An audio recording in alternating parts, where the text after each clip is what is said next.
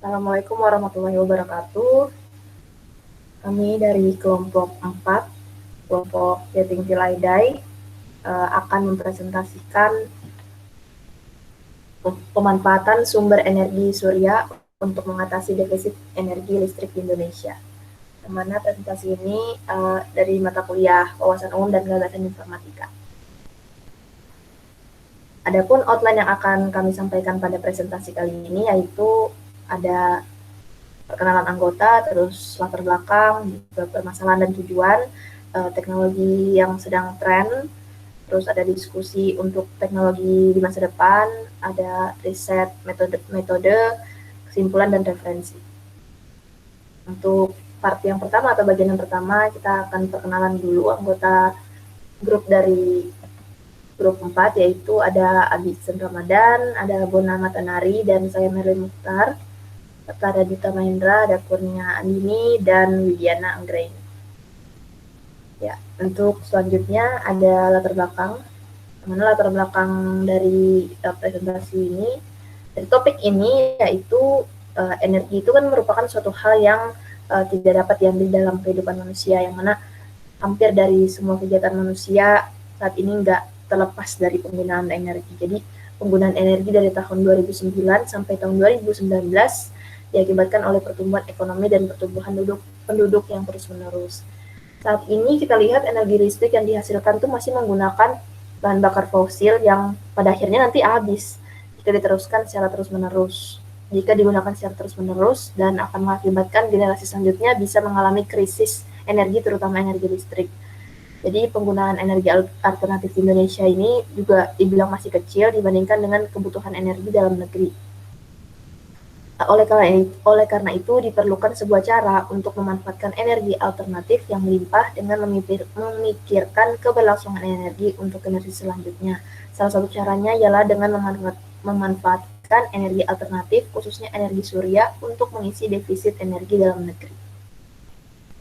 Nah, berikut ini adalah gambaran grafik konsumsi energi terbarukan Indonesia tahun 2010 sampai 2018, yang mana grafik ini menjadi acuan dalam pembuatan topik ini. Bisa dilihat dari tahun 2010 sampai 2018, grafiknya mengalami kenaikan dan penurunan, yang mana pada 2017 itu sangat tinggi ya, sekitar 7,3, 7,24 ya, 7,24.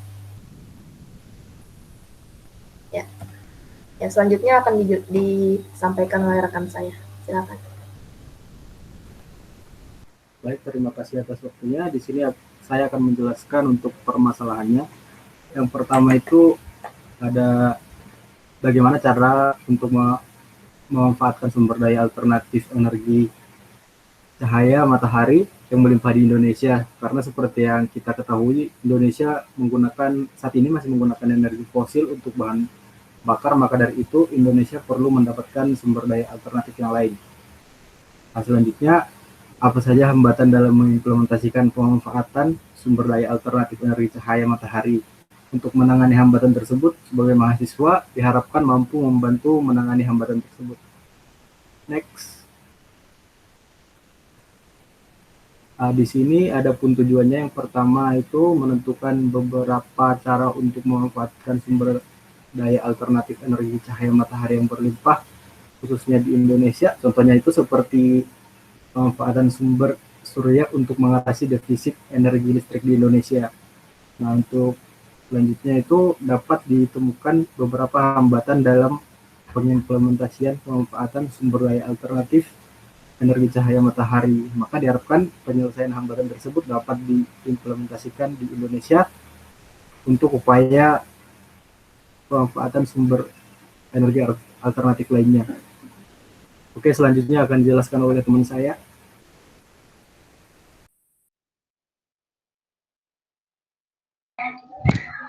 Oke, next dulu.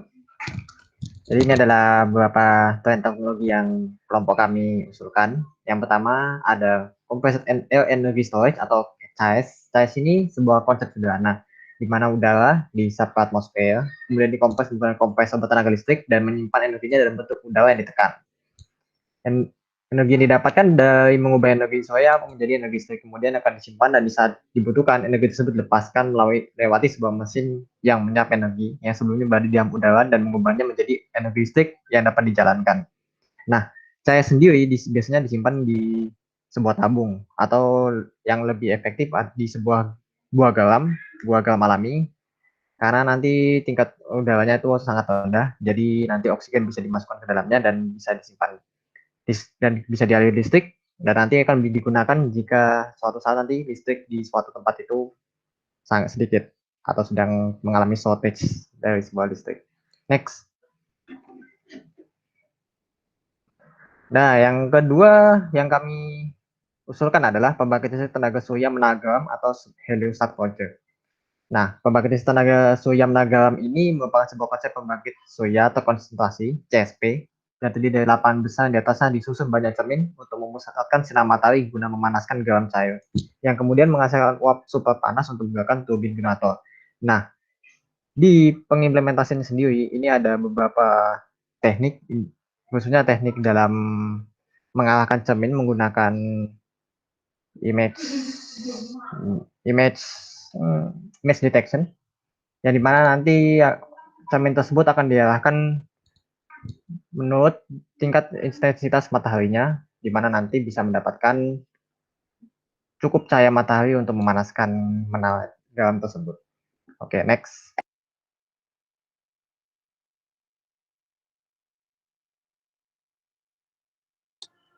Selanjutnya ada hasil diskusi mengenai teknologi energi terbarukan di masa depan. Next. Berikut terdapat beberapa masalah dalam pengimplementasiannya. Yang pertama, kurangnya minat untuk mengembangkan sumber energi alternatif. Yang kedua, mahalnya biaya untuk pengembangan dan pembuatan pembangkit listrik sumber energi alternatif. Yang ketiga, perbedaan intensitas cahaya setiap daerah. Dan yang keempat, implementasi membutuhkan lebih dari satu teknik di beberapa bidang tertentu. Next. Selanjutnya ada analisis terhadap perkembangan teknologi selanjutnya. Menurut penulis, ada beberapa hal yang perlu diperhatikan dalam mengembangkan teknologi ke depannya, khususnya dalam pengembangan teknologi di bidang energi alternatif. Hal tersebut ialah yang pertama ada keefisienan. Dikarenakan mahalnya biaya untuk pengembangan dan pembuatan pembangkit listrik sumber energi alternatif, maka teknologi yang akan dibuat harus memiliki daya guna dan keefisienan. Yang kedua, dibutuhkan kestabilan dalam mengirimkan listrik ke daerah-daerah terpencil, sehingga dibutuhkan keefektifan dalam pembuatan teknologi energi alternatif. Next. Selanjutnya akan dijelaskan oleh teman saya, Duta. Ya baik, terima kasih. Selanjutnya saya akan menjelaskan bagian 6, yaitu research method atau metode penelitian. Jadi metodologi penelitian yang kami gunakan adalah metode literatur. Penelitian ini menggunakan pendekatan sistematis untuk meninjau literatur yang berkaitan dengan defisit energi yang ada di Indonesia, serta sumber energi alternatif energi surya.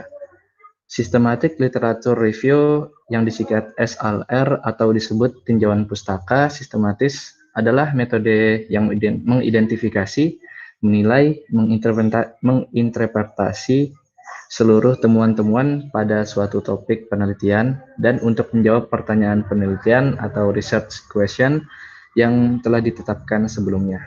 Next.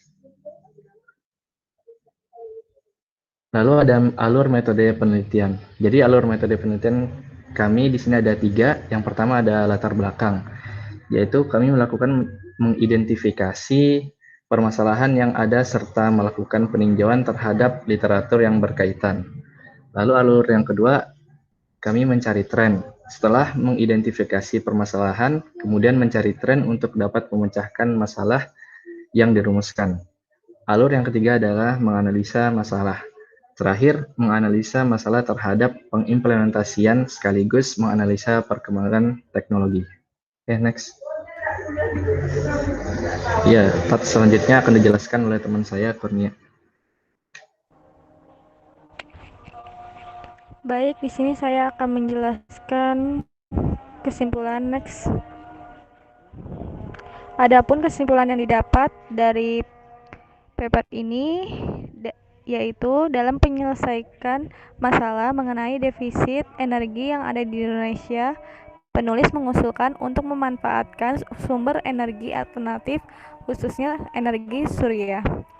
Beberapa pengimplementasiannya seperti mengimplementasikan sistem Compressed Air Energy Storage atau CAES, ataupun membangun pembangkit listrik tenaga surya menara garam. Akan tetapi dalam pengaplikasiannya masih ada beberapa masalah yang sebelumnya telah disebutkan, sehingga penulis berharap bahwa pengembangan teknologi selanjutnya memikirkan aspek-aspek yang berkaitan dengan masalah tersebut.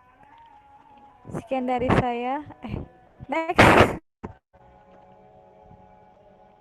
Selanjutnya, adapun referensi yang kami gunakan sebagai berikut.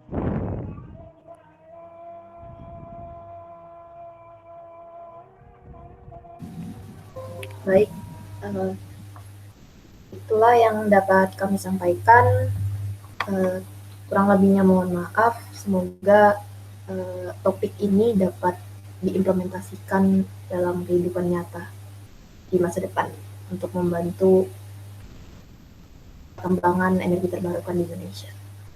Sekian yang dapat kami sampaikan. Mohon maaf bila ada salah kata. Wassalamualaikum warahmatullahi wabarakatuh.